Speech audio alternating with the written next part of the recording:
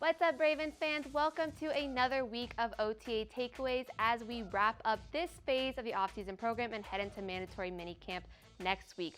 Obviously, a big talking point this offseason has been the offense. We're installing a completely new offense, building it from the ground up. What did you see from the offense this week? I think overall, throughout the offseason program, the offense has been a step behind the defense, which is to be expected when you go through all those changes. And I thought that was the case again during practice today. I thought that they had some moments, some bright spots, but overall, the defense, I thought, won the day. You had Brandon Carr come up with a nice interception. DeShon Elliott probably made the play of the day.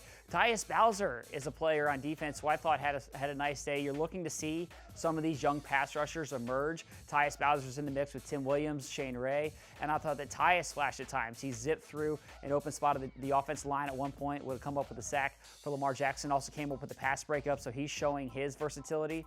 Overall, I thought it was a really strong showing today for the defense. Let's talk about one of those guys you mentioned specifically, DeShon Elliott, perhaps the play of OTAs, period, with that diving interception. I'm excited for him to get back on the field. Yeah, I don't think there's any perhaps about it. That was the best play that I saw over all the OTAs, the 3 weeks that were open to the media at least. Just a diving play along the sideline for a guy that didn't play at all last year. He was on IR last year. To show that kind of play, those instincts, that range. Earl Thomas didn't practice today, but I would have thought that was his play if I didn't look closely at the number. I would have said, hey, nice play, ET. Yeah. Really incredible for DeShon Elliott, and I think a guy that he's probably not going to be a starter this year, obviously, because you have Earl Thomas and Tony Jefferson, but he could be a key piece and a key reserve here. Something that always stands out to me is that we don't see every practice. So you hear players talking about their teammates, and DeShon is a name that's come up. You've heard Tony Jefferson talk about how he expects a big year from him. Those are the guys that see them every day, so that's what's exciting to me as well. All right, as we head into mandatory minicamp next week, we could get some guys like Michael Pierce, Matthew Judon back on the field. What are you looking to see next week? I think you're looking to see basically how they look just from a physical standpoint. If you haven't seen them on the field yet, how do they physically look?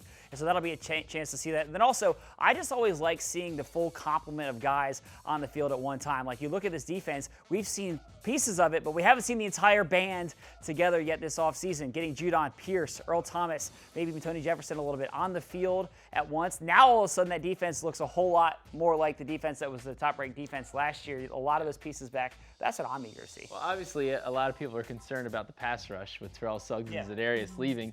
Don't forget about Matthew Judon. Here's a guy who's really coming into what should be a breakout year for him in his fourth season. So I'm excited to see him, and I think he'll look good. You can't forget that hat-trick sack game for him, Can't forget that. All right, that'll do it for us this week on OTA Takeaways, and we will see you back again next week for Mandatory Minicamp.